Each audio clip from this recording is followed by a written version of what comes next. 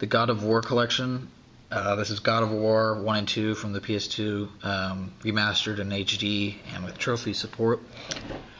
I never played either God of War on the PlayStation 2. I wasn't old enough to buy mature games yet, but I'd always been interested in them, and this was a bundle with a red controller. When I bought my PS3, I needed a second controller, so I figured, why the heck not?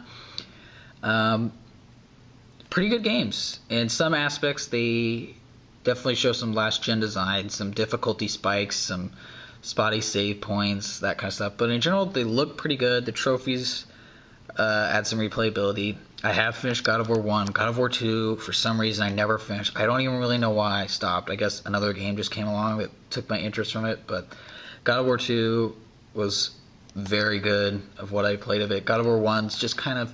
It's good, but not great. God of War 2 was heading towards greatness, though. And I assume the ending would have been just as epic. I probably got about halfway through. So this is also very cheap now, so maybe consider picking this up. God of War 3. Oh my god, I love this game. This was definitely the best of the trilogy, in my opinion. The most epic, the most violent, the best boss battles, because, you know, you're killing gods left and right in this game. This game was fantastic. True that by the time this game went around, Kratos, the main character Kratos, his attitude and his just anger and everything was kind of starting to wear thin, which is why I'm kind of worried about God of War Ascension being a prequel title. I'm afraid that Kratos as a character has kind of been worn thin, but I'll probably end up getting it eventually. But of the original God of War trilogy, this is definitely the best. Graphics are still nice. Combat is fluid. It's just a really fun, awesome, epic game. Killzone 2. This is supposed to be... The first Killzone on the PlayStation 2 is supposed to be the Halo killer.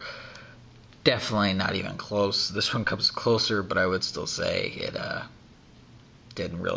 couldn't really stand up to Halo. But it's a great game. The universe is fairly interesting, kind of some parallels to World War II in the future, I think. This was the game that a lot of people either loved or hated it. It really gives a sense of weight to your character, so to some people they interpret that as it's sluggish, but to me it's something that you adapt to. I don't know, you just feel really rooted in the universe, and I thought that's really cool.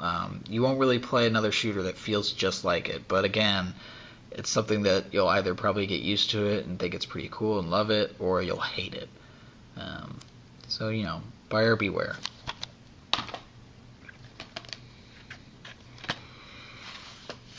Killzone 3.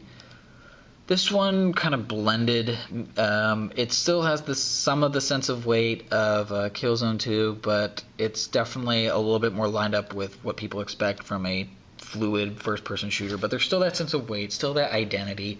Graphics are fantastic.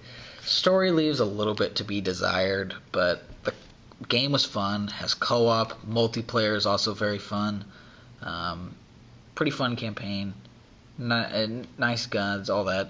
It's a fun game. Also, I think this is also pretty cheap. If you're not starting to notice a pattern, some of these games are a little bit older, but they're all still very good titles.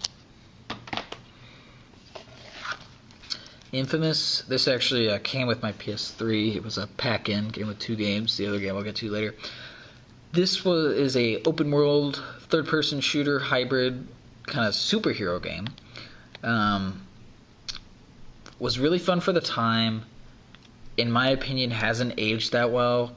Graphics not that great. The world's still pretty big, but there's not that much to it, not much life to the Empire City that you explore. Through a catastrophic accident, you play the main hero, Cole, gets imbued with lightning superpowers, and, you know, it's a superhero story. I'm sure you can figure it out from there. It is pretty fun, but after playing its sequel, it's really hard to go back to this one. For the time, this was really fun. So maybe if you play this before the sequel, you'll think it's great. Again, like I did too. But Infamous 2 is fantastic. The few flaws that Infamous 1 had, gone in this. This is, in my opinion, an almost perfect game. It's polished, graphics are great, story is great, voice acting great. There's a life to the city that you're in. I loved this game. And I don't know, it really kind of upset me that this one didn't really win anybody's Game of the Year for 2011 because this game was fan-freaking-tastic. If you like open world games, if you like superheroes, if you like third-person shooters, check this game out because it's just amazing. And this is also very cheap now. I don't know if I don't think you necessarily need to play the first one. I think it kind of gives you a quick synopsis of the first game if you want to skip it, but you might get more out of it if you play both of them. But of the two, this game is fantastic, and it's definitely an underappreciated Sony series. And I really hope we do end up seeing an Infamous 3 because I love this. Uncharted Drake's Fortune, the first of the Uncharted trilogy. Hopefully more than a trilogy. We'll see. The PS3. This is the first game. This was kind of dubbed as the first must-have PlayStation 3 title. I think it actually says it on the back. Maybe. No, it doesn't. Uncharted is about as cutting-edge a game as we've come to see for the PS3. Sorry this isn't focusing. I gotta figure out the settings on this camera, but I'm not gonna re-record this video, alright? I'm a little more lazy than you seem to think. Anyway, this is a action-adventure platformer / third-person shooter hybrid. Definitely feels like an Indiana Jones movie that has been made into a game. You play a treasure hunter, Nathan Drake. Excellent characters. One of the few games with good female leads in it. It's accessible. It's fun. It's funny. It's action-packed. It's like is the blockbuster movie condensed into a game. There's a lot of scripted events, kind of like in Call of Duty. Some people hate that, but I don't mind it. It just makes for some really cool water cooler moments to share with your friends. This is a series worth buying a PlayStation 3 for.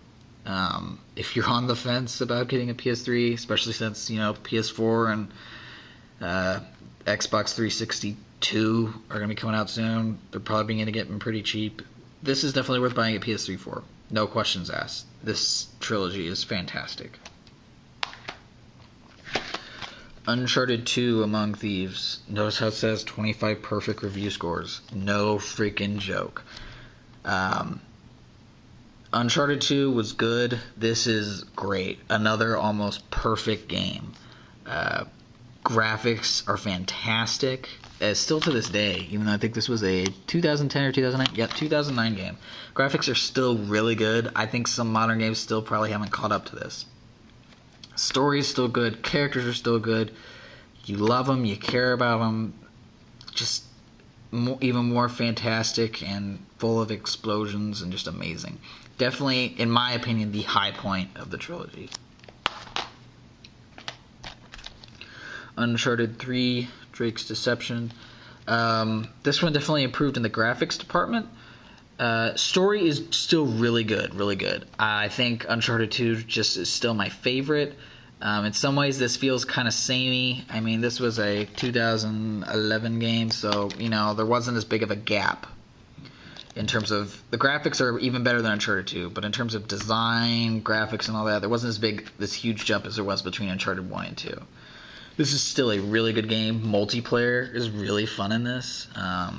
There's some nice co-op multiplayer options, and this is still a really good game.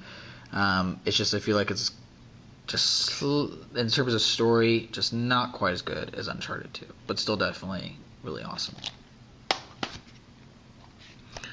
Little Big Planet, the Game of the Year edition. This was the other pack-in game with my PS3, in addition to the first Infamous. Includes bonus content valued over $30. I believe it's the Metal Gear Solid 4 pack and 18 bonus levels that were designed by members of the Little Big Planet community.